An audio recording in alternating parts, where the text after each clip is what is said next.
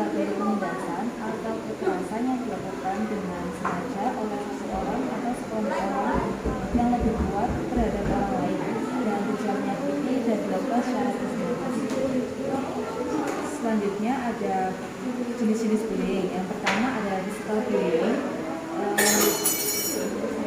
Yang dilakukan biasanya adalah contohnya seperti penghadangan di tengah jalan, menggertak dengan membawa rombongan, melempari dengan benda-benda kecil, memukul, menonjok, menendang, dan sebagainya. Selanjutnya ada social bullying. Contohnya adalah pengucilan, intimidasi tidak langsung yang dilakukan secara berkelompok. Lalu ada cyberbullying. Biasanya contohnya adalah komentar yang tidak menyenangkan, menyindir, atau mengintimidasi.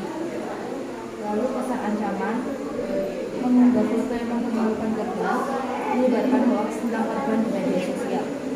Lalu ada sexual bullying. Contoh tindakannya dalam bentuk lawan bicara tanpa konsen, mengutarakan rayuan yang membuat tidak nyaman atau biasanya disebut dengan catcalling. Lalu komentar seksis terhadap sesama jenis, kekerasan seksual, ataupun sikap cabul seperti menyentuh bagian privat dan sebagainya. Lalu ada verbal bullying, tentunya seperti menghina, memaki, menjuluki, menuduh, meneriaki, mempermalukan di depan umum, menebar gosip, memfitnah. Lalu ada solusi pencegahan. Di antaranya adalah yang pertama, tunjukkan prestasi. Yang kedua, jalin pertemanan dengan banyak orang. Yang ketiga, membuka rasa percaya diri. Yang keempat, tidak terpancing untuk melawan.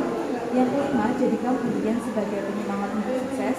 Yang keenam, jangan menunjukkan sikap takut atau sedih. Yang ketujuh, laporkan pada pihak yang berwenang. Ciri-ciri korban bully.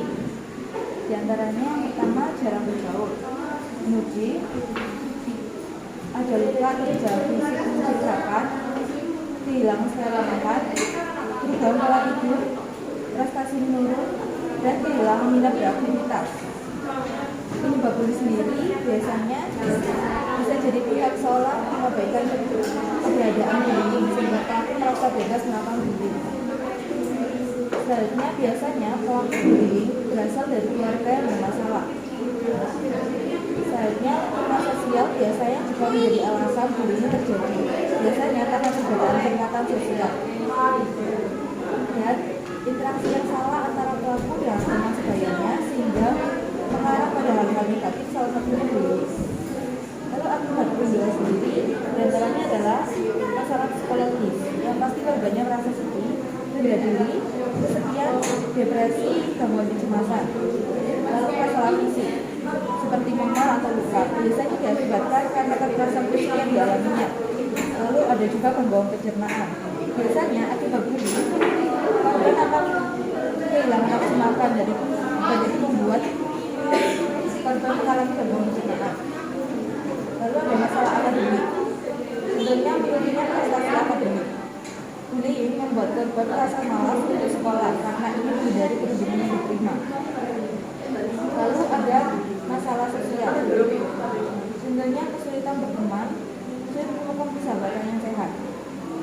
Selain itu ada beberapa akibat juga, diantaranya seperti suasana hati yang berubah-ubah, takut, menyalahkan diri sendiri, gagap, gangguan pola tidur, lemah, cenderung menarik diri, bahasa tubuhnya lemah, konsentrasi, dan drop out dari sekolah.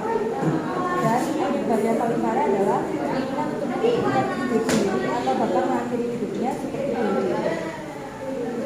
Lalu di sini ada grafik jumlah aduan tentang kekerasan atau bullying di sekolah dari tahun